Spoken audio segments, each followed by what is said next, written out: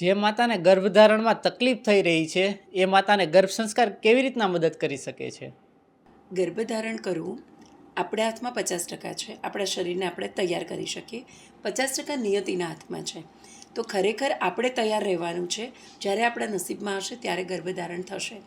ગર્ભ સંસ્કાર ખાલી એક જ બાબતમાં માતાને સપોર્ટ કરશે, એ વસ્તુને સ્વીકારવામાં કે જ્યારે તમે કોઈ પણ પ્રયત્ન કરી રહ્યા છો, નોર્મલ આઈયુઆઈ આઈવીએફ, તો અપેક્ષા નથી રાખવાની કે તમે કર્યું અને તમને પરિણામ મળશે જ. અને આ સમય ખરેખર ખૂબ અઘરો હોય છે. તો આ સમયને કેવી રીતે સકારાત્મક લેવો અને પોતાની જાતને વધારે સારી બનાવવા માટે કેવી રીતે પોતાની જાતને અડીખમ પકડી રાખવી, આ ખૂબ મોટો ગર્ભ સંસ્કારનો ફાળો હશે.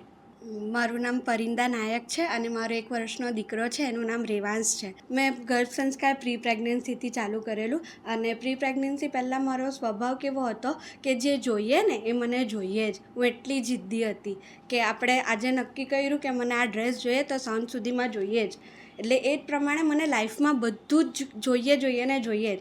પણ જ્યારે મેં મેમને મળી, મેમ સાથે જેમ જેમ હું ગર્ભ સંસ્કારનું જ્ઞાન જીવતી ગઈ તેમ તેમ મને ખબર પડી કે આપણે યુનિવર્સની પ્રોસેસ પર ટ્રસ્ટ રાખવો જોઈએ. અને પછી મેં જ્ઞાનને જીવનમાં ઉતાર્યું અને આમ એકદમ જીવી એને. અને મારા 17 આઈયુઆઈ ફેલ ગયા. પણ ફેલ જાય ને એટલે મને એક જ યાદ આવતી, જે મને શીતલ મેમે કીધેલી ક્લાસમાં, કે ભગવાને કુદરતે તને એક સુધરવાનો ચાન્સ મળ્યો છે.